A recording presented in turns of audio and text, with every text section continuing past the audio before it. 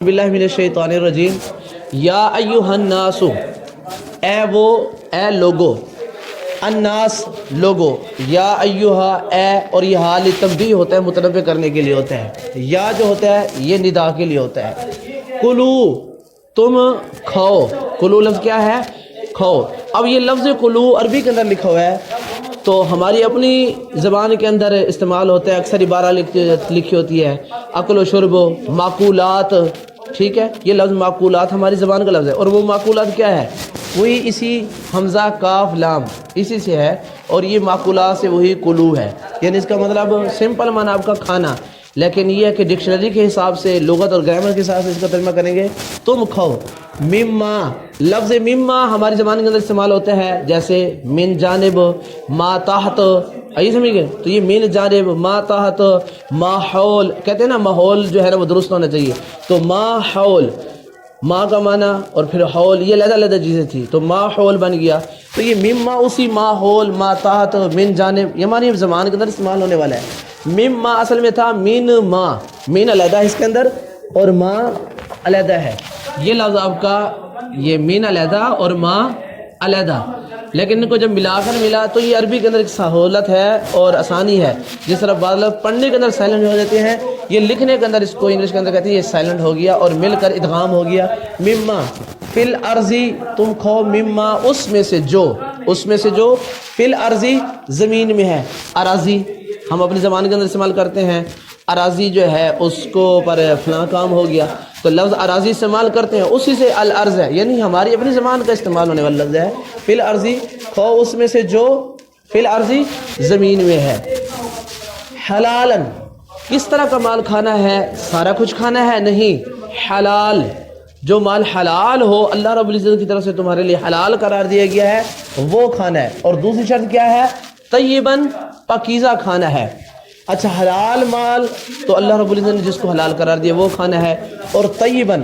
آپ کافی سارے قوموں کو دیکھیں گے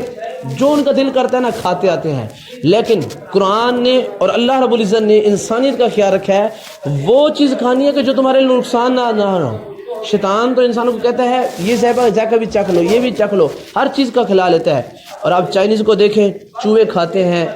اور چھپکلی کھا جاتے ہیں اس طرح یورپین کو دیکھو وہ خنزیر کھا جاتے ہیں حالانکہ شریعت نے اگر ان چیزوں سے منع کیا ہے تو یہ انسان کے لیے نقصان دہ تھی اور ان چیزوں کے نقصان وہ بھی تسلیم کرتے ہیں لیکن کیا ہے پھر ان کو اپنے طریقے سے وہ پکا کر کھاتے ہیں اب خنزیر کی سب سے بڑی خرابی یہ ہے کہ وہ ایک بے حیا جانور ہے اور انسانیت جو ہے یہ حیا اللہ رب العزت نے اس کے لیے ایک ضروری امر تھا اس کے اندر اس کے ساتھ عقل ہے اس کی دین ہے حیا کے ساتھ اس لیے خنزیر حرام کر دیا گیا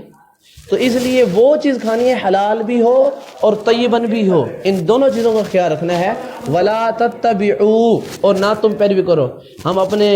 عام الفاظ کے اندر جو ہے اردو کے اندر استعمال کرتے ہیں اتباع متبع ٹھیک ہے مطیع یہ لفظ استعمال کرتے ہیں تو یہ تتبع اتباع سے ہے یعنی ہم تھوڑا سا غور کریں کہ تتبعوا لفظ اتباع سے ہے تابعین اور اسی میں بھی تابعین ولا تتبعوا یعنی پیروی کرنے کے بارے میں کون کس کی اتباع کرتا ہے آج ہیں کون کس کی جو ہے وہ متبع ہے اپنے اردو کے اندر استعمال ہوتے ہیں اور وہی لفظ یہاں پر تتبعوا ہے یعنی ہمیں سمپل جو سادہ معنی ہے وہ نکل رہا ہے آگے ڈکشنری کے حساب سے وہ ترجمہ باقی رہ جاتا ہے ولا تتبعوا اور نہ تم پیروی کرو خطوات الشیطان شیطان کے قدموں کی یعنی زمین میں کھاؤ وہ جو تمہارے لیے حلال اور پاکیزہ ہے اور شیطان کے خطوات کی پیروی نہ کرو انہو یقیناً وہ شیطان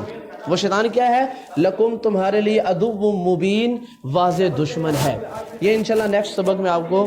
بتائیں گے ضمیروں کے متعلق پرونون جس کو انگلش کے اندر کہتے ہیں اگر ہم تھوڑا سا پرونون پر توجہ دے دیں اور ان کو ایک دفعہ سمجھ لیں پورے قرآن کے اندر وہی بار بار استعمال ہو رہی ہے تو جب بھی کوئی پرونون آئے گا تو ہمیں